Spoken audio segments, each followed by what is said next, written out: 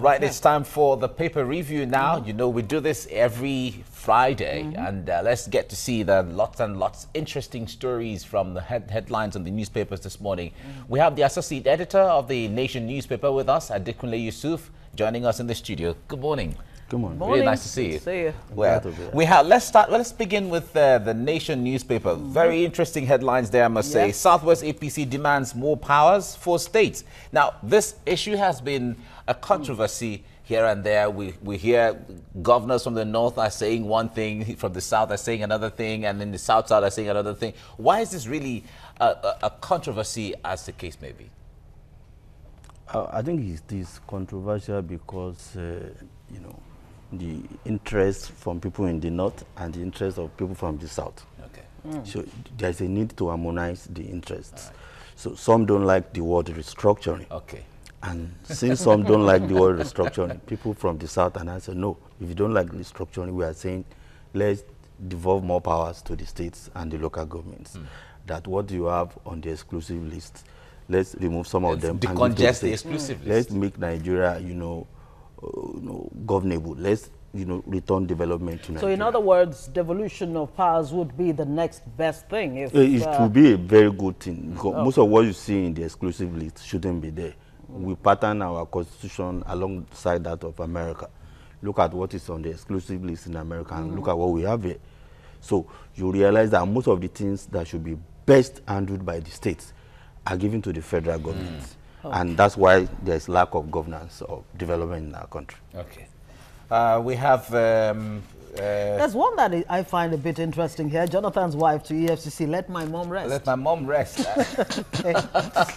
Well, the controversy of finding or discovering amounts of monies in accounts and all of that is still on. This is stemming from monies found in her mother's account. Personally, I don't like the way this government is going about its own anti-corruption thing. Okay. If you want to probe Jonathan administration, do it full scale. Let people see what happened. Let people know what has happened. Okay. Telling me one thing today, another day telling me another thing, I don't think. It now looks like a witch hunt. Yes. It becomes a drag. Okay, from the Daily Sun, no automatic ticket for Buhari in 2019. Konde is speaking there. What do you think about this one? You know, Baba Konde is not somebody that may A and be speaking B. No.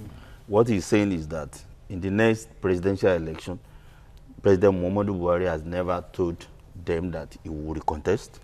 And if he does indicate interest and he's lucky to get the ticket, then every other person in the party is also qualified to contest. So that they will cross the bridge when they get there. But even in this issue of ticket interest, is it not too early to go into? You know, politicians by Nigerian standards, it's not too early. Politicians know that they know the game very well. They won't wait till the last moment. They're already strategizing. Even in the opposition, you see a lot that is going on. Okay. NNPC, I approved loan, not contract, says Oshibajo. Of course, we'll see that in other papers, but that's still coming from the Daily Sun. Of course, this feud between Kachiku and Baru has thrown up quite a lot of questions than answers. And we're getting some clarification from Vice President Yemi Oshibajo. Do you think this really should put to rest this whole... No, we have not had the last on this Kachiku Baru, saga, because the federal government has not approached the issue in a proper way. You are claiming to be fighting corruption. When allegations, witty ones like this come up, what should you do? Let Nigerians see the full picture. Let them know what has happened. But the government seems to, presidential election, President Muhammadu Buhari has never told them that he will contest. And if he does indicate interest and is lucky to get the ticket, then every other person in the party is also qualified to contest. So that they will cross the bridge when they get there. But even in this issue of ticket interest, is it not too early to go into... You know, politicians... by Nigerian standards, it's not too early. Politicians know that they know the game very well. They won't wait till the last moment. They're already strategizing. Even in the opposition, you see a lot that is going on. Okay. NNPC, I approved loan, not contract, says Oshibajo. Of course, we'll see that in other papers, but that's still coming from the Daily Sun. Of course, this feud between Kachiku and Baru has thrown up quite a lot of questions than answers. And we're getting some clarification from Vice President Yemi Oshibajo. Do you think this really should put to rest this whole... No, we have not had the last on this Kachiku Baru, saga, because the federal government has not approached the issue in a proper way. You are claiming to be fighting corruption. When allegations, witty ones like this come up, what should you do? Let Nigerians see the full picture. Let them know what has happened. But the government seems to be interested in just like the PDP of old. It's a family affair thing. They didn't want people to know a lot of things. Oh, let there be ceasefire, keep quiet, let's move on. See, what the vice president has done is very good, because throughout yesterday, it was trending that the vice president actually approved all the contracts. Yes. So he had to come out and clear the air. Because when you look at the comments of people, look at many of the stories, so many people were even criticizing the vice president. Oh, you can do this. So it was clear that no, I didn't approve any contract. What I did was I approved loans for joint venture agreements. And two for that matter. Yeah. Okay, is that all for that? Yeah, okay, let's move to the Punch newspaper now. The boldest headline there says, on the 120 billion naira bribery allegations, the Inspector General of Police asked court to stop Saraki Senate from investigating him. We cannot be gagged because of any suit. That is the Senate saying that this is a fallout of the Senator Misao and the IGP. I wonder how this issue is going right now. I think it's laughable that the IG will take that step. Reason being that when allegations are made, what should happen? Investigate. Exactly. What is he afraid of? When you look at the procedures of things we do, when a matter is pending in the court, the Senate, the House of Representatives, or any House of Assembly, they shouldn't dabble into it. But this one is already ongoing. So what you did is just a reaction to the issue. So you can't stop the Senate. The well, Senate that was a has question all the powers to do whatever they want to do. The question we especially asked, when they make it open to the people. Yes, so we did ask this question as to what impact the suit filed by the federal government against Misao would have on the Senate probe or investigation. All right, but we'll come back and still look at more papers this morning. Let's take a quick break and return. Stay with us.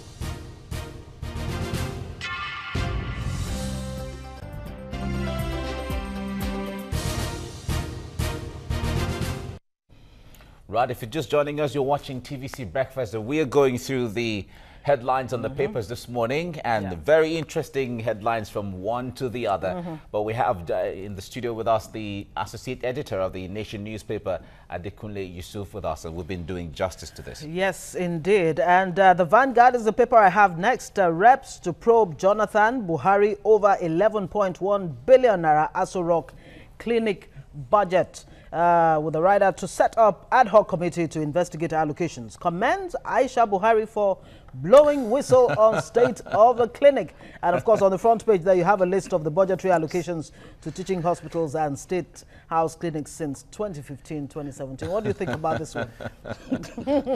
Okay, it makes you laugh first.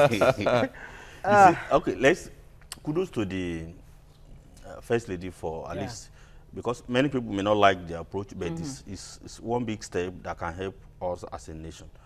And if the House of Reps or the Senate is interested in this, very good. But they shouldn't limit it to the, Aso Rock clinic. They should visit. They should look at all the teaching hospitals in Nigeria. They are in total decay, and they vote billions and billions into some of these facilities every year. Of course, Aisha Buhari did ask the question, if the #1 hospital that's supposed to take care of the president, his family, the vice president, and his family is in such a state, no syringe, nothing, empty, total empty, mere consultation clinic, according to. And you have top-rate, professionals there collecting salaries. For her, she's even more troubled about what would be the state of the ordinary Nigerian if, at this level, you have such neglect Really terrible one there. Well, call Kachiku Baru to order. ACF tells Buhari. Of course, that should be the Arewa Consultative Forum there, asking for that. Now, still on the vanguard, Abdulsalami Abubakar scores PDP low in opposition role. Do you agree? 100%. Okay. Most of what happens now, the PDP should have been having what equivalent of happy hour, because this government is not doing well in a lot of things. Well, the troubles within won't allow let's move. We're trying to meet up with time right now. We'll go to This Day newspaper, and the headline there, at APC Southwest leadership meeting, Akonde says presidential ticket open to all. We've talked about that. And then another very interesting one here says federal government to review power sector privatization. Discourse may cede shares to new investors. Should this be cheering news for the power sector?